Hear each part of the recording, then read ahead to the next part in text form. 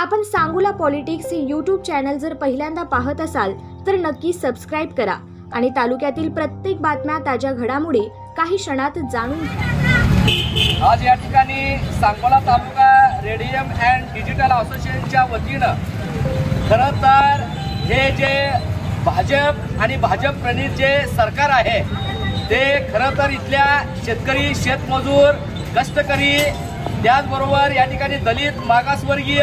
SC, ST, OBC, NT, VJT, minority अशा सगळ्या 85%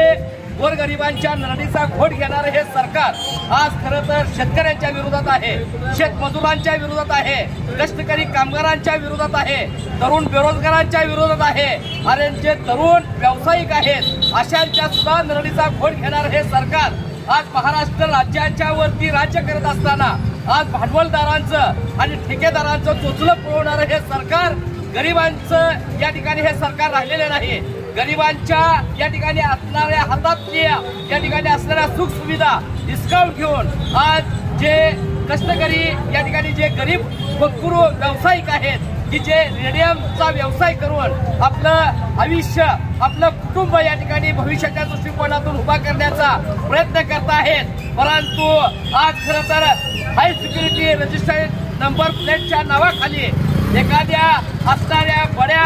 कॉन्ट्रॅक्टदाराला हे कॉन्ट्रॅक्ट देऊन हजारो वर्ष आणि अनेक वर्ष सातत्याने या ठिकाणी हे जे हुकुरू या ठिकाणी जे कलाकार आपल्या स्किलच्या आधारे आज अतिशय चांगल्या पद्धतीने या ठिकाणी इथं काम करत आहेत। 5-10 लाख रुपये बँकेकडून कर्ज करून आज हे आपलं कुटुंब आणि आपला व्यवसाय या ठिकाणी खरं तर उभा करून भविष्यामध्ये जगण्याचा प्रयत्न करताय। त्यांना सुद्धा हे मारायचं या ठिकाणी कटकारस्थान आणि षडयंत्र इथल्या भाजप आणि भाजप प्रणित सरकारने या ठिकाणी केलेला आहे। या सरकारचा आम्ही या ठिकाणी सांगोला तालुका रेडियम आणि डिजिटल असोसिएशन सांगोल्याच्या वतीनं तीव्र शब्दात धिक्कार करतो। आज आमच्या या संघटनेच्या वतीनं आज आझाद मैदानावरती सुद्धा आज हे आंदोलन चालू आहे। भविष्य काळामध्ये जर या ठेकेदाराला दिलेले जे हा ठेका आहे तो ठेका रद्द करून पूर्वनियोजित सुरळीतपणे पूर्वपार पद्धतीने या ठिकाणी चालत आलेल्या गरीब भक्करू आणि कष्टकरी व्यावसायिकांना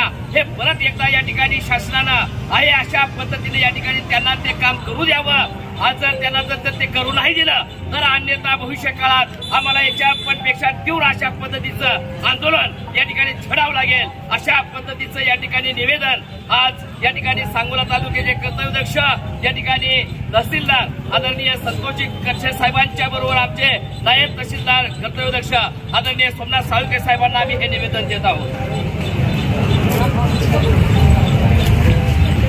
आपण सांगोला पॉलिटिक्स हे यूट्यूब चॅनल जर पहिल्यांदा पाहत असाल तर नक्की सबस्क्राइब करा आणि तालुक्यातील प्रत्येक बातम्या ताज्या घडामोडी काही क्षणात जाणून घ्या।